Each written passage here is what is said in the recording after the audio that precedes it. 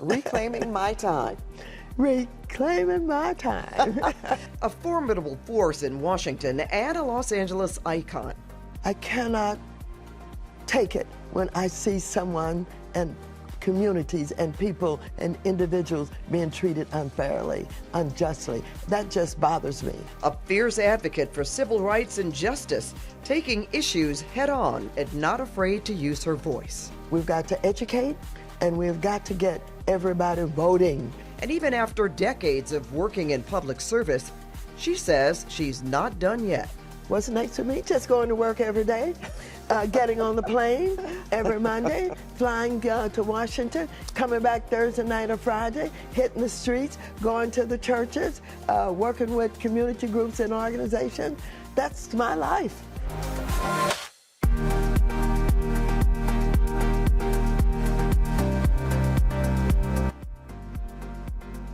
Welcome to the conversation with Pat Harvey. I'm Pat Harvey, and in this new series, I'll dive into various topics and issues with my guests in a more intimate and unfiltered setting. And I am so proud to say my guest today is a powerhouse in Congress. She has represented California's 43rd Congressional District since 1991. Yes. She's known for her no-nonsense style. Welcome, Representative Maxine Waters. Oh, I am so delighted to be here with you. Oh, I was thank looking you. forward to it after you extended the invitation. I said, good, I'll get to see my old friend again. That's, oh my goodness. Yeah, and you're a fangirl, of course. You know, let's get right to it, Congresswoman. Needless to say, you've been a trailblazer, but I want you to take us back to your childhood in St. Louis, because I want viewers to really kind of get to know who you are. Okay. You were the fifth of 13 children, That's right, Okay. absolutely. Large family, you just said, 13 children, a mother who struggled on welfare part of my life, worked in all kinds of jobs, started when I was about 13 years old. Wow. I worked in Thompson's restaurants, cleaning the tables. And it was a segregated restaurant, and we had to eat our lunch in the basement. But I was anxious to work and earn money so that I could have nice clothes to go back to school in September. I went to Vashon High, a high school that I truly loved and helped to shape me in so many different ways. Now, why is that? Why'd you love it? I loved it because we had teachers who cared about us. Okay. And they came to your home, went on picnics with you, Wow. and they were like part of your family. And so they truly loved us. And I think that makes a difference in educating, to have people who care about you, and I felt that.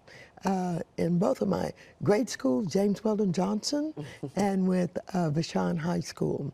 And so, graduating from Vashon High School, I wanted to be a social worker someday. And I thought about it, and I researched a lot of schools, but it was not there. We didn't have money, we didn't have resources, and so I had to go to work. And so I went to work, and then I decided to go to college while I was working. And so I moved to Los Angeles, and I attended college, graduated with a BA degree from Cal State Los Angeles, didn't become a social worker, and didn't know that I was going to end up in politics. Well, that was in the 60s when you moved to Los Angeles, right? Yes, yes, Okay, so yes.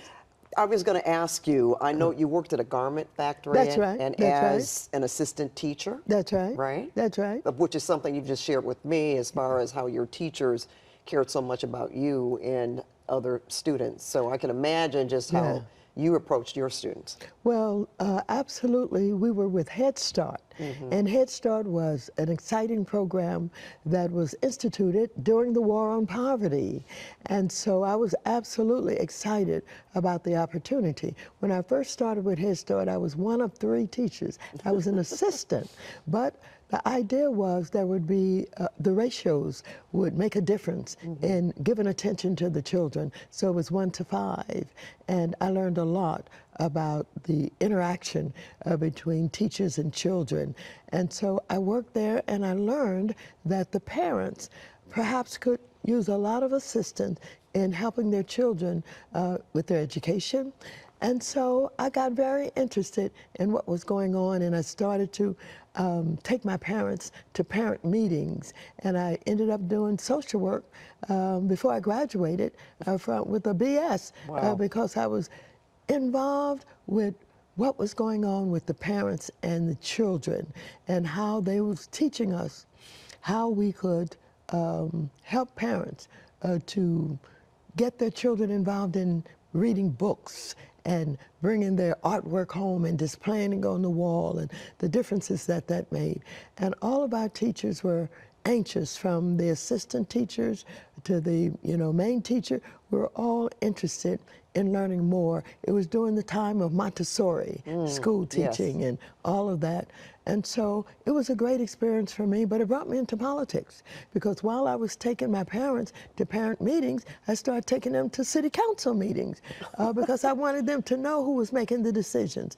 And a lot of activity was going on in LA, because I was doing that war on poverty Yes. with Mary Henry and a lot of the women who had gotten involved with, well, basically giving leadership to some of the programs that had been initiated by the War on Poverty. So my interaction with the community became very deep. And you knew that's what you wanted to do at that moment? Well, not at the moment, but the more I learned about how things work and the role that elected officials played, I got interested in the women's movement. And I got involved not only with the women in the community, but started to get involved with women in other states, all the way up to Gloria Steinem and Bella Abzug and all of those women. Shirley Chisholm, all of those women. And so at the point in time that one of the state legislators decided that he could not run, he'd gotten into some problems, etc. They said, why don't you do it? Why don't you run? And so they were encouraging me, and I thought, okay, what do we have to do? And so the first thing we had to do was we had to fight to be able to get on the ballot because the gentleman who was leaving had not told anybody that he was going to leave. He had an assistant, and the assistant went in to file at the last minute, and they closed down the time for others being able to file. So we got involved with ACLU and an attorney that helped to fight that fight. They had to open it up for 5 more days to give people an opportunity to file to run for that seat. And that's the law now. That law was created with my campaign. Yes. You've done so much. But I'm going to get to that, because you introduced bills. Yes. You passed legislation. Yes. Listening to you now, was that before you ran for the Assembly in '79, California State Assembly? Yes. Oh. So tell me about the position then before the Assembly even. Well, no, I didn't have a position before then. I was working in Head Start, and I was working with the parents and the children and getting the parents more involved with the children's education, etc. And it was during that time that I came in touch with the elected officials who had the responsibility for the funding of all of the poverty programs. And we started to be advocates to make sure that we could get our money for Head Start and some of the other programs in the community. So you were an advocate first. That's right, an advocate. That's right, absolutely. So when did you decide that you were going to run in '79? I decided for the Assembly because with the women in the community were such leaders. And many of those women were women who decided to lead programs without government assistance, without anything. They just wanted to be involved in education. And then there was welfare rights. And those women were really very strong women who were fighting for poor people and fighting for the children and all of that. And I was excited about them. I got to know them. And so when the opportunity became available with this senator, I think it was, that was not going to run anymore, they said, why don't you run? And I thought, what do we do? and so we were up against the establishment. All of the elected officials, black elected officials, Jesse Unruh was running everything, and all of them, and what have you. And so a lot of men. Yes. So we decided that we were going to run after we had it opened up 5 more days so that I could register to run, and others could too if they wanted to, but I was the only one. So we started the campaign with no money, And we ordered we ordered garden seeds because at the time people were talking about, raising more fruit and vegetables and having your own garden. So we went out and we got collard green seeds for the black community, we got carrots for the white community, and cilantro for the Mexican community. So this was started in the 70s, Yes, not that's right. what we've been, like the last 10 years or so. We hear so much about community gardens. Yes. This goes back Yes. to the 70s. That's right. That's interesting. That's right. That's really, very interesting. And we had volunteers who came into the headquarters, and we printed on these little packets, and we filled them, and we sent them out to the different communities. The mail carriers were saying the sacks were just full of seeds. They were walking around the neighborhood. But it was interesting because over the years, those collard green seeds produced huge plants that lasted forever. And so even after being elected and running in the second term that I was running, I would knock on doors, campaigning, and they would tell me, Ms. Waters, I got the collard green seeds. Look at the plant. It's still in my backyard. So it was exciting.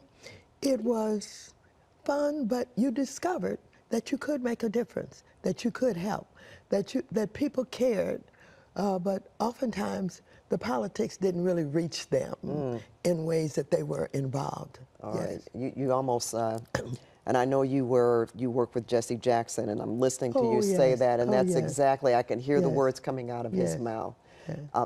That's what he used to talk about, especially in Chicago, about the people in the communities that were not necessarily involved in politics because it didn't reach them. That's right. Okay. Congress, 1990. You were in the Assembly for 14 years. Yes, that's right. And then you decided to run for Congress, which That's is right. where you are today. That's where I am today. That's And you have always been this warrior for justice, for civil rights. Yes. And you are to this day. But I want to talk about something that really resonated or reverberated around the world for those past a certain age. And I'm talking about the 1992 riots in Los Angeles, the Rodney King trial. Sure. You were very, very involved. That heavily affected your constituents in your district. That's right. So I just, and you were in Congress at the time. Yes. Can you tell me about it? Yes. When that took place, when the insurrection took place in basically South Los Angeles, I knew the people. I had the experiences. I knew whom they were.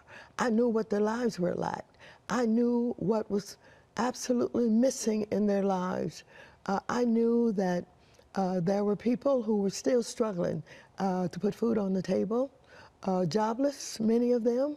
I knew that the children who had desires to do things that maybe other kids were doing in other neighborhoods didn't really have the opportunities. And so I felt that I could articulate what was going on in these communities and what was needed, rather than, people coming in and writing stories that they didn't really know about or speaking about things they really know about. I thought it was my responsibility to share information and knowledge about the communities and what the needs were. And I just did it without planning, without any assistance, and I walked through the neighborhoods. I went into the public housing projects. The media started sending cars for me at 3 a.m. and 4 a.m. in the morning, and I'd go on these sets, and I just talk. And I talked about what I knew and what was needed. And it went viral. And people learned a lot about me. Yes, they did. No, they did. You were on every, network across the country. There's no question about that. Yes. And they continue to know you. Yes. I do want to give some statistics, and I want you to listen, Congresswoman, and respond to this. Okay. In 2022, a Loyola Marymount University survey found a decline in racial relations in Los Angeles. 61% of respondents said they believe people get along well. That's down from 76% in 2017. 39% felt relations are worsening. So what's your take on these findings? On these findings, let me just say this. I don't think there ever will be a time when we will be able to absolutely have the kind of safety and the kind of security that everyone would like to have. It is because we still have people who are struggling. We still have people who have not had opportunity. We've had young people who got into trouble, who went into the penal institutions, who came out with no jobs, nowhere to go. And so we work very hard, and communities work very hard. And we have a lot of mothers and fathers in public housing who supported everything that could be supported for the law officers to be able to do their job. Unfortunately, not all of the officers were protecting the people and treating the people in ways that they could have and should have. And so you've always had this problem between the community and the police. Yes, we still have some problems, but we'll have better times than we've had some time ago when we had gangs that were really on the street, really confronting each other. And that subsided an awful lot. And now you hear about it picking up in some neighborhoods, but I want to tell you, there was a time when it was a lot worse. All right, all right. Yes.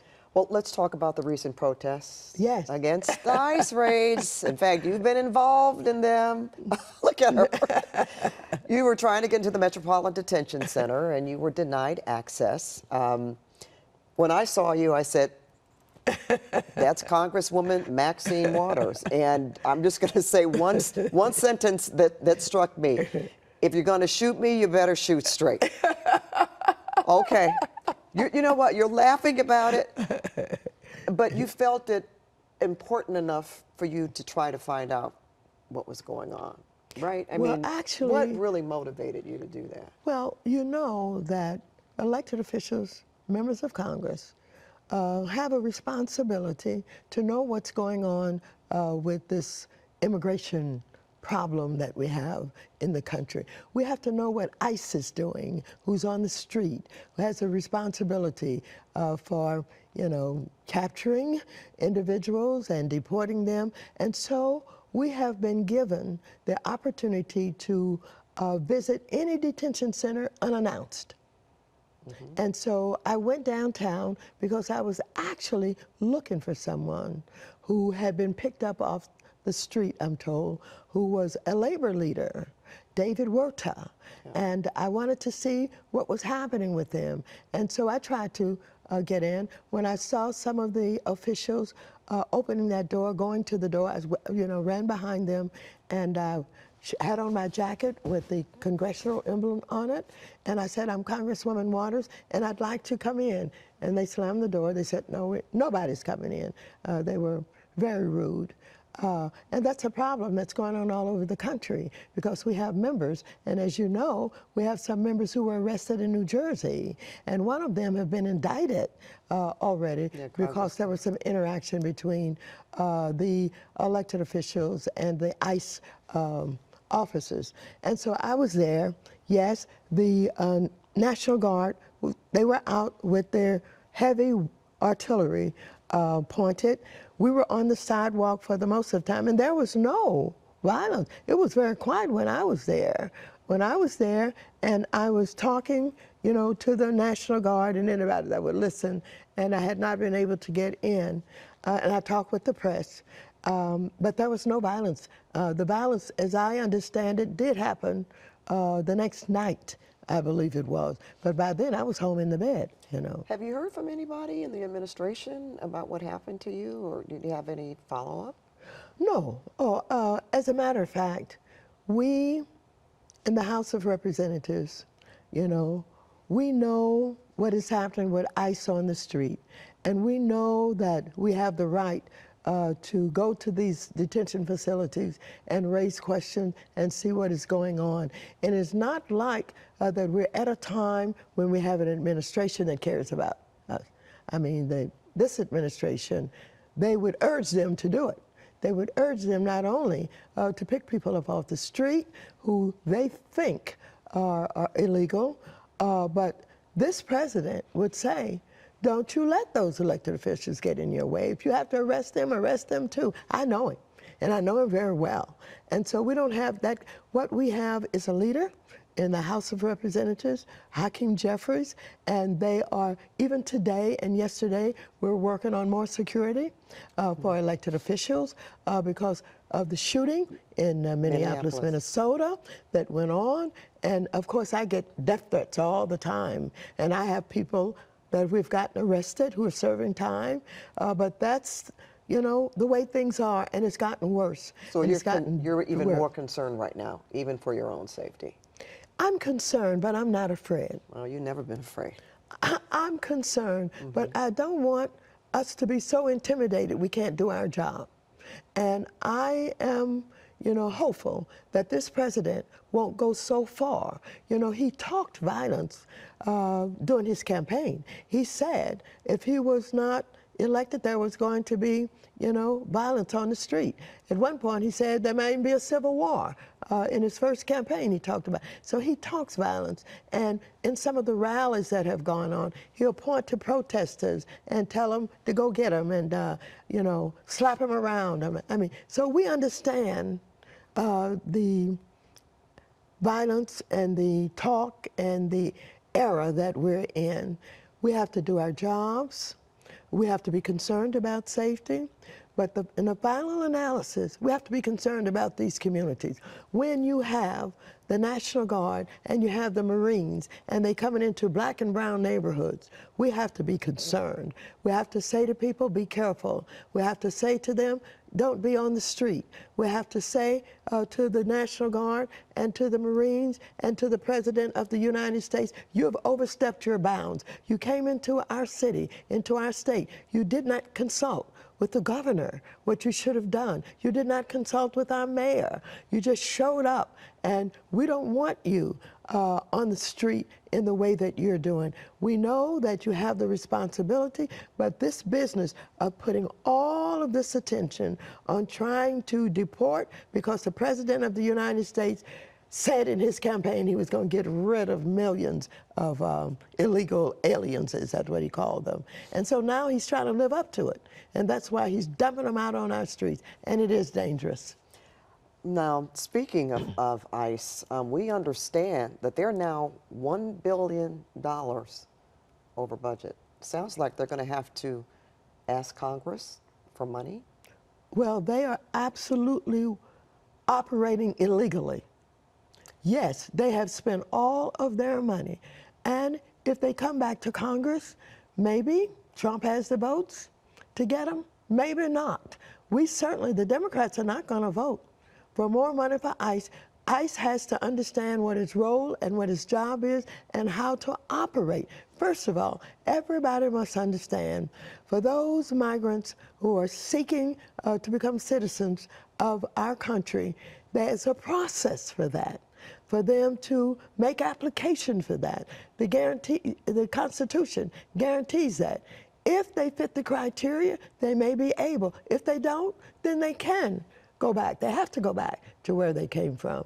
But Trump not only does not want the process to work, he's even saying those who are legally born here, he wants to get rid of the birthrights of those who were born here and deport them also. Do you ever see Congress getting together and passing some kind of immigration reform? It's possible. Under we President started Trump? it at one point, and it can be done. But this president does not want it to be solved. This is his campaign. This is his tactic. This is his demonstration of power. This is how he keeps MAGA going. He doesn't want it to be solved. Let's move to Iran and Israel. Oh. I know there's so many things have happened since we last talked about getting together. Do you fear U.S. involvement? I know you voted against the war in Iraq. Yes. But right now, considering listening to the tensions and the possibility of the United States getting involved with this war between Israel and Iran, what are your thoughts on that? I join with a number of my colleagues. We do not want the United States involved in a war with Iran and with Israel. We are hoping that something can be worked out. We know that Iran, for example, was being scrutinized about whether or not they were developing nuclear possibilities. And of course, there were some rules and some arrangements and some pacts that were made all around that years ago. And of course, when Trump came in, he undid that, you know, even though we had monitors and all of that dealing with Iran. We also know that Israel, for example, believes that Iran wants to wipe them off the map. We believe that the focus should be on Hamas now and on Gaza. We have a humanitarian crisis where people are dying, where children are starving, and we want that solved.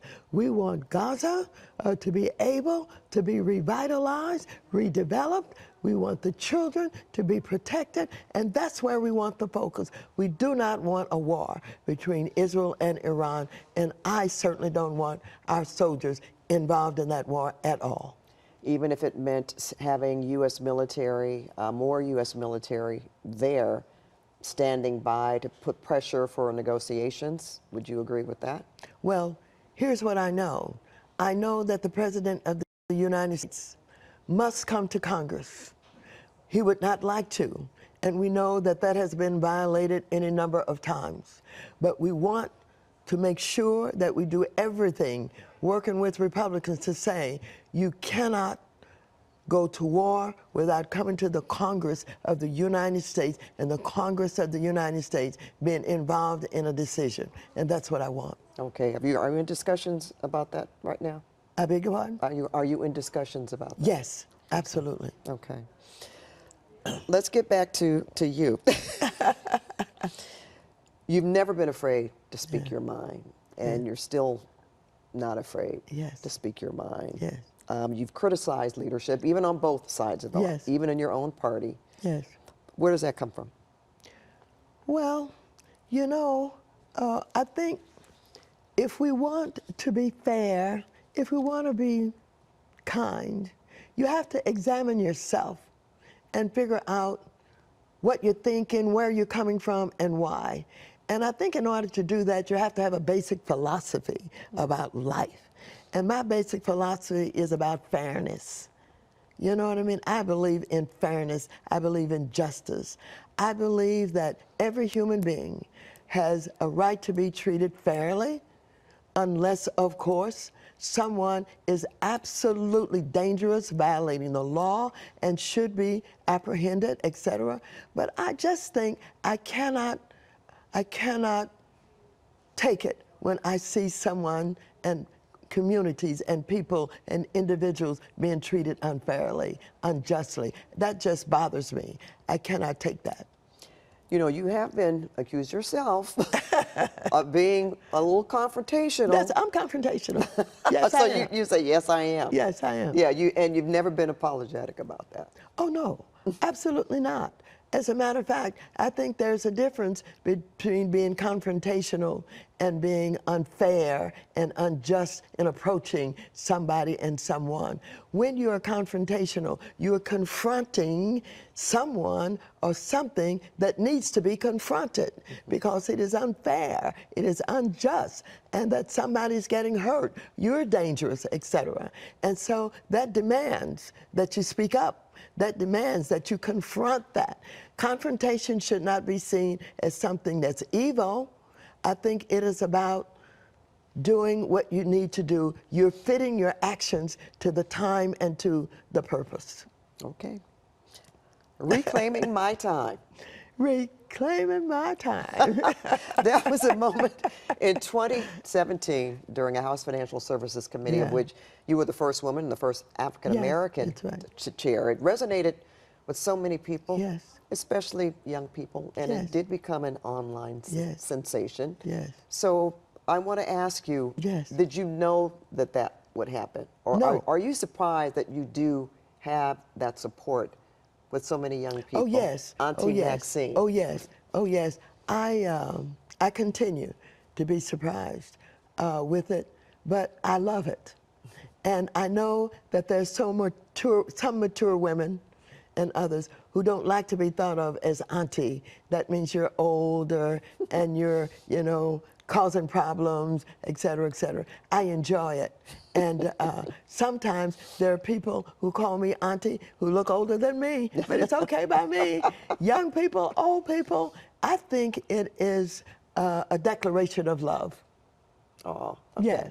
I do. And it is, I'm sure. I do. What inspires you about the younger generation? You know, we hear so much, negativity is a strong word, but a lot of younger people don't really want to be involved in politics because they see it as untrustworthy, or something that is a ruse, if you will, or nothing's ever going to get done. There's just, you know, a lot of faux concern, if you will. Well, I have to tell you about the period of time when I got involved with young people with hip hop.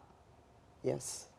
Tupac and all of these young people, I knew that I didn't particularly care for gangster rap and it was criticized, but I saw this genre as a creative something unfolding with young people in their garages in Compton and in Los Angeles and the Bronx and Harlem and all, speaking and singing and rapping about their lives and what was going on and how they were being treated on the street by the police and on and on and on. I just thought that this was a creativity that was going to evolve into something very, very wonderful. And so I got involved with them and I defended them. I went over to the Senate when they were talking about censoring them. C. Dolores Tucker at that time was involved. She had been the Secretary of State, I think up in Pennsylvania somewhere, and she had created an organization, and she thought they should be censored, and I don't believe in censorship. And so I really... Either way, though? Huh? Any censorship?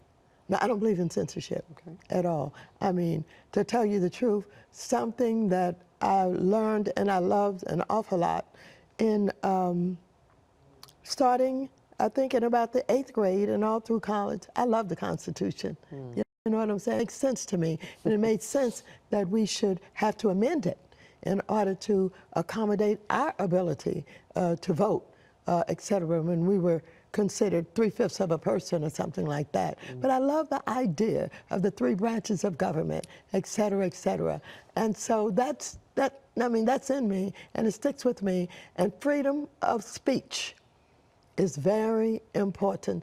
And I learned a lot about the slaves and how they had to communicate because if the masters caught them talking or planning or what have you, their lives would be in danger. So I learned a lot about the gospel music that sung, the words that would get the connection between other slaves about what they were going to try to do or what they should be doing. And so communication is very important, and freedom of speech is very important, and freedom to protest. I believe in that. Okay, and that obviously resonates with a lot of younger people who really, they like what you have to say. Yes. You mentioned 3 branches of government. Yes. Do we have 3 branches of government now? Does it feel that way? Well, the President of the United States is using executive orders in a way that they were never intended. Now, there's nothing in the Constitution that limits the President. They don't have any rules that say you can't do this, you can't do that. So they have to be individuals who are fair, who are concerned about the welfare of everybody, and who's willing to listen to experts and to people who work on issues. But what he has done is he has taken over many of the independent agency of government already. For example, I'm in financial services, and SEC, the Securities Exchange Commission, is one of those issues that I deal with all the time. But now he's controlling it. He's having his people appointed where he wants them, and he's telling them, you don't do anything without coming to me first. And so now he's controlling the branches of government, threatening judges.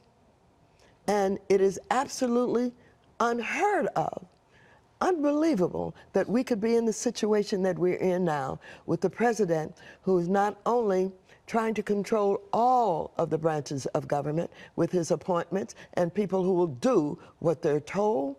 But it is unthinkable that at this time where we're supposed to be the leaders in the world with democracy, that he could be getting away with this. Okay. Segue to the Democratic Party. Yes. A lot of people have lost confidence. I'm not saying anything new with the Democratic Party. How do you propose the Democratic Party moves forward and maybe get back to having some balances and checks with how the government is run? How do you win back the trust of the people? Well, first of all, if people see and feel what's going on now, they will know why voting is so important. Voting helps you to elect those who have demonstrated they are going to take care of this country in the way that the democracy demands.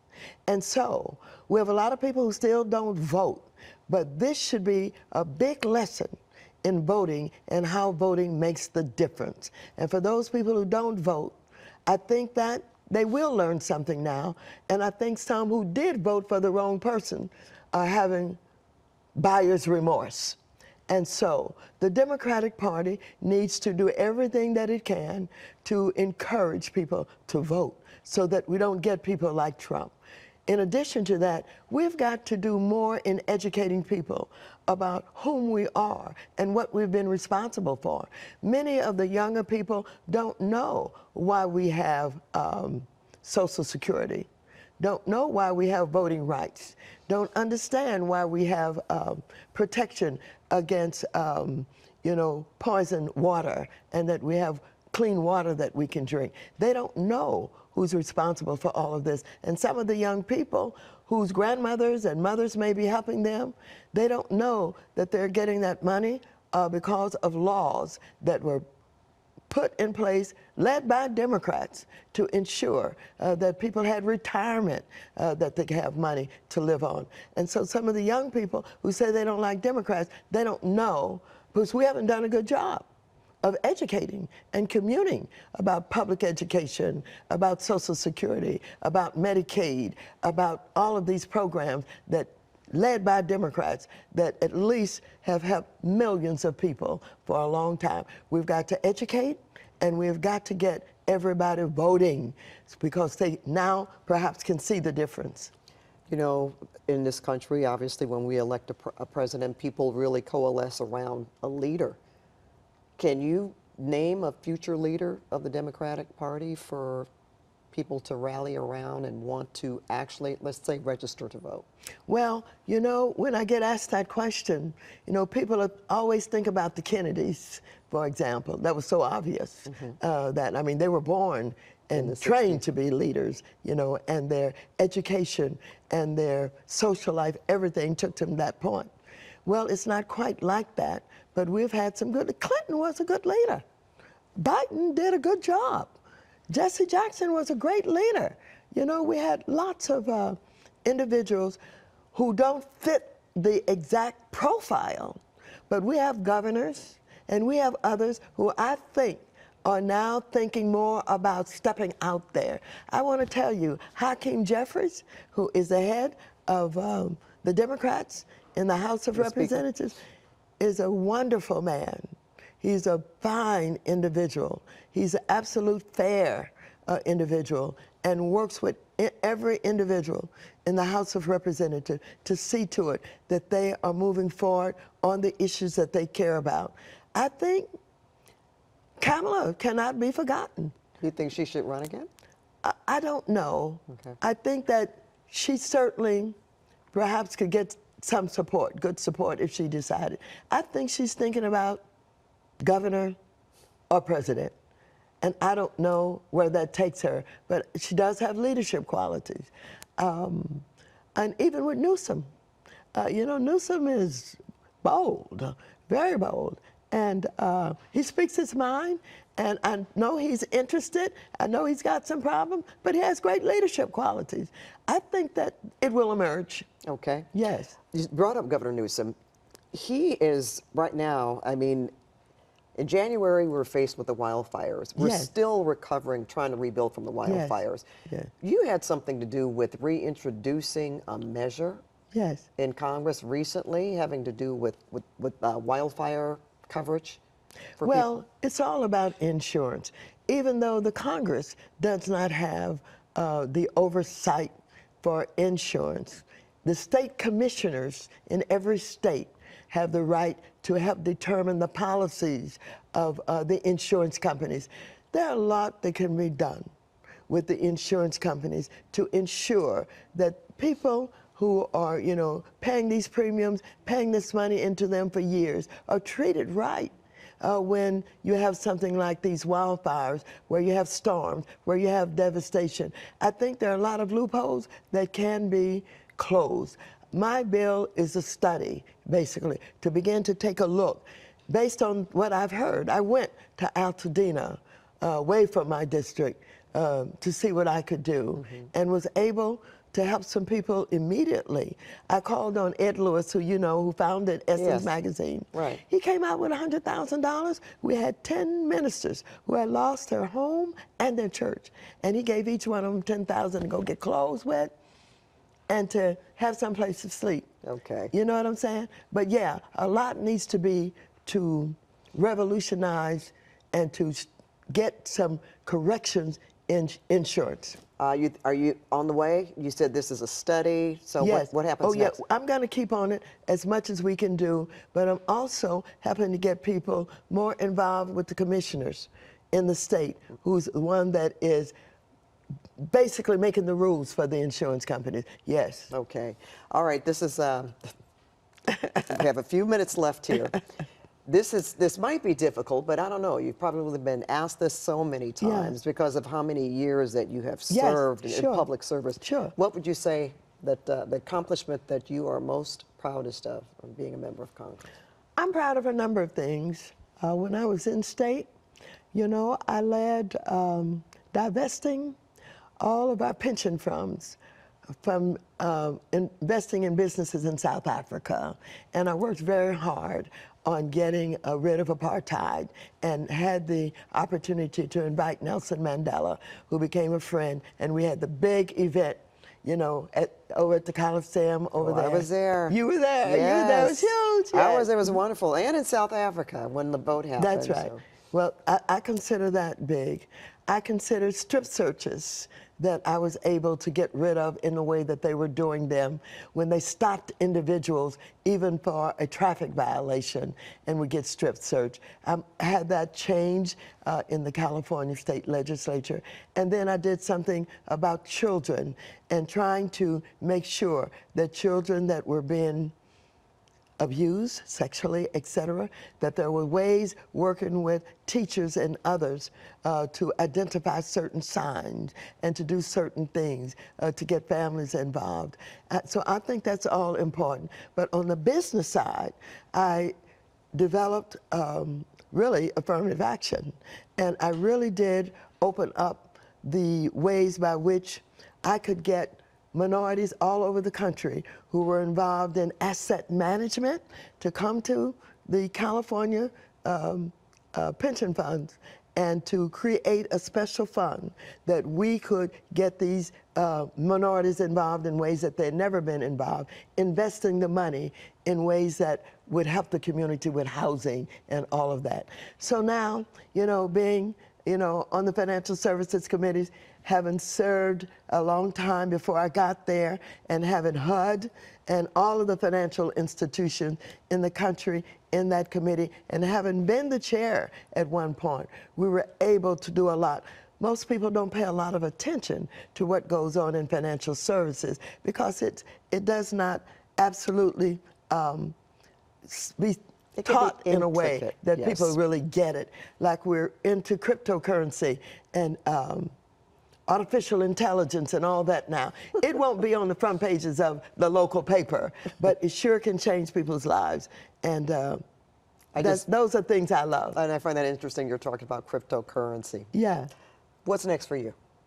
What's next for me? Just going to work every day, getting on the plane every Monday, flying to Washington, coming back Thursday night or Friday, hitting the streets, going to the churches, working with community groups and organizations. That's my life. That's what I do. When people say when, what do you mean when? So you have no plans of stopping? No plans. No whatsoever. plans of slowing down. When when comes, we'll know when. Right now, we don't know when. I hear you. Thank you. Thank you so much for being here today. And thank you for watching The Conversation with Pat Harvey. Just make sure to check our YouTube page for future episodes.